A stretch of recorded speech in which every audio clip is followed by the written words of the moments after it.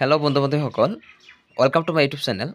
সকলোকে Imran Assam academy YouTube চেনেললৈ স্বাগতম। চ' তোমালোকৰ মাজলৈ আকৌ এটা নতুন খবৰ লৈ আহিছোঁ। SSC CGL new recruitment 2025। চ' SSC ফালৰ পৰা মুকলি হৈছে 14,582টা পদ মুকলি কৰা হৈছে SSC ফালৰ পৰা।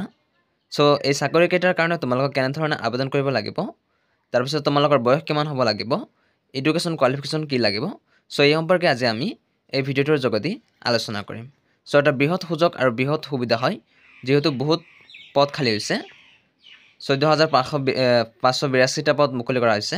চ' এটা বৃহৎ অফাৰ, এটা বৃহৎ সুযোগ হয়। মই ভাবোঁ তোমালোকে অতি সোনকালে এই সুযোগ আৰু সুবিধাটো গ্ৰহণ কৰিব। চ' SSC CGL recruitment 2025 combined graduate level exam 14,582 post.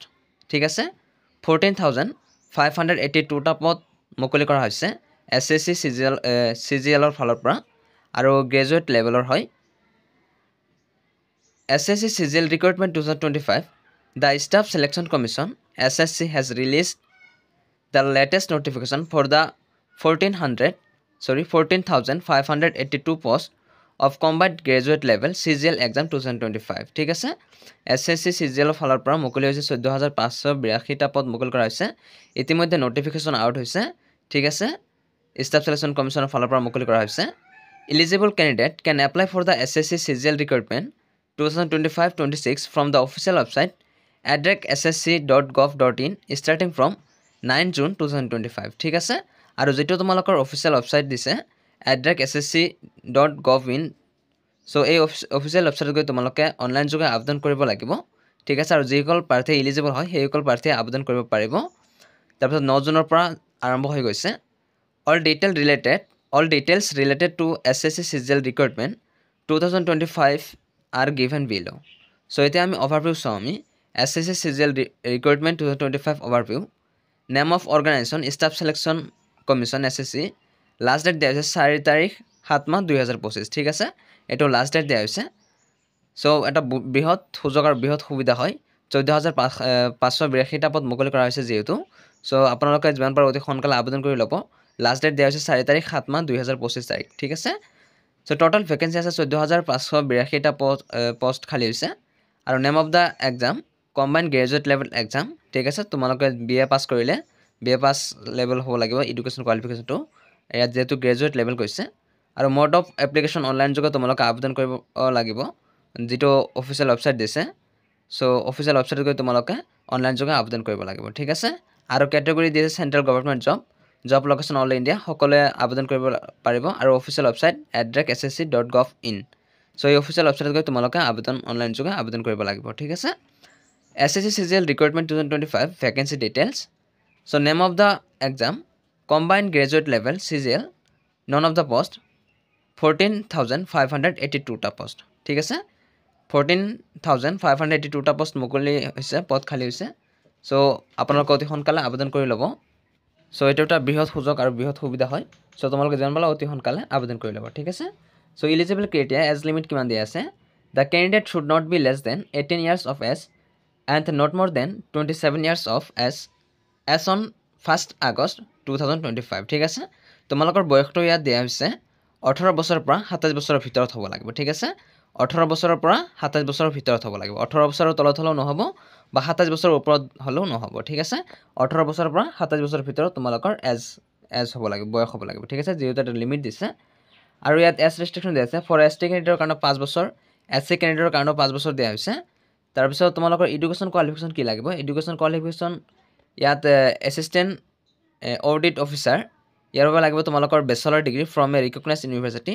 চ' তোমালোকে যদি BA পাছ কৰিছা, BA পাছ কৰিলে তোমালোকে এই পদকেইটাৰ কাৰণে আবেদন কৰিব পাৰিবা। ঠিক আছে, আৰু জুনিয়ৰ ষ্টেটিষ্টিকেল অফিচাৰৰ কাৰণে তোমালোকে BA পাছ হ'ব লাগিব। আপোনালোকে BA পাছ কৰিব লাগিব আৰু উইথ 60% থাকিব লাগিব। ঠিক আছে, যিকোনো ইউনিভাৰ্চিটিৰ পৰা বা যিকোনো ৰিকগনাইজ ইউনিভাৰ্চিটিৰ পৰা তোমালোকে BA পাছ কৰিব লাগিব আৰু 60% থাকিব লাগিব। ঠিক আছে, তো তোমালোকে গমে পেলাই এডুকেশ্যন কোৱালিফিকেশ্যন কি লাগিব, অকল বেচেলাৰ ডিগ্ৰী থাকিলে হ'ল। ঠিক আছে, তাৰপিছত ইয়াত bachelor degree in any discipline with statistics as one the subject in graduation. ঠিক আছে, যিকোনো তোমালোকে BA পাছ খালী কৰিলে হ'ল, ইয়াৰ বাহিৰে একো নহয়। সো এডুকেশ্যন কোৱালিফিকেশ্যন তোমালোকৰ BA পাছ হ'ব লাগিব আৰু তোমালোকৰ বয়সটো হ'ব লাগিব 18 পৰা 27 বছৰৰ ভিতৰত ঠিক আছে এজটো লিমিট দিয়া হৈছে তোমাৰ 18 to 27 ইয়াৰ্ছ আৰু তোমালোকৰ এডুকেশ্যন কোৱালিফিকেশ্যনটো লাগিব তোমালোকে বেচেলাৰ ডিগ্ৰী হ'ব লাগিব ঠিক আছে BA পাছ কৰিলে তোমালোকে আবেদন কৰিব পাৰিবা সো যিসকলে বেচেলাৰ ডিগ্ৰী আছে সো তেওঁলোকেহে আবেদন কৰিব পাৰিব ইয়াৰ বাহিৰে কোনো আবেদন কৰিব নালাগে যেহেতু এইটো গ্ৰেজুৱেট লেভেল হয় ঠিক আছে আৰু এপ্লিকেশ্যন ফিজ দিয়া আছে তোমালোকে জেনেৰেল ক্যান্ডিডেটৰ কাৰণে 100 रुपीस এটা দিব লাগিব আৰু OBC ক্যান্ডিডেটৰ কাৰণে 100 रुपीस EWS ক্যান্ডিডেট দিব লাগিব 100 रुपीस তাৰ পিছত ST SC আৰু ফিমেল ক্যান্ডিডেট নীল ঠিক আছে একো পইচা দিব নালাগে সো এই পইচাখিনি তোমালোকে অনলাইন যোগে দিব লাগিব তোমালোকে ফোন পে গুগল পে বা যিকোনো মাধ্যমেৰে তোমালোকে এই পইচাখিনি দিব লাগিব ঠিক আছে এইটো যেহেতু তেওঁলোকে নিৰ্ধাৰণ কৰি দিছে জেনেৰেল ক্যান্ডিডেটৰ কাৰণে 100 रुपीस OBC ক্যান্ডিডেটৰ কাৰণে 100 रुपीस আৰু EWS ক্যান্ডিডেটৰ কাৰণে 100 रुपीस ঠিক আছে আৰু বাকি যিবোৰ ST SC বা ফিমেল ক্যান্ডিডেট আছে সো তেওঁলোকে কোনো ধৰণৰ মাসুল দিব নালাগে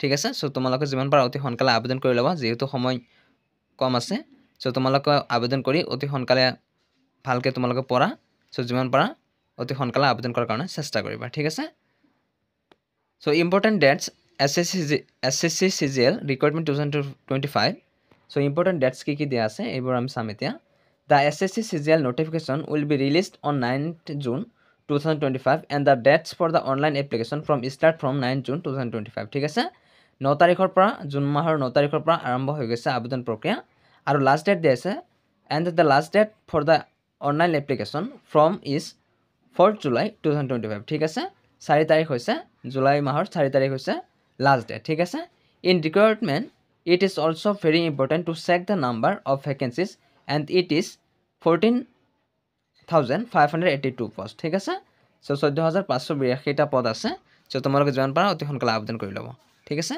ইয়াত নোটিফিকেশন ৰিলিজ ডেট দিয়া হৈছে 9 তাৰিখ 6 2025 সো এটো নোটিফিকেশন দিছিল আৰু starting date from apply online so তোমালোকক মই অলপ আগতে কৈ দিলো 9 তাৰিখ 6 মাহ 2025 ঠিক আছে আৰু closing date of apply online 4 তাৰিখ 7 মাহ 2025 ঠিক আছে সো এটো হৈছে তোমালোকৰ লাষ্ট ডেট সো তোমালোকে যিমান পাৰা অতি সোনকালে আবেদন কৰি লবা আৰু তোমালোকে ভালদৰে পঢ়াৰ কাৰণে চেষ্টা কৰিবা ঠিক আছে হেকত সকলৰ সুস্বাস্থ্য আৰু দীৰ্ঘায়ু কামনা কৰি আজি আমি ইয়াতে সামৰণি মাৰিছো ধন্যবাদ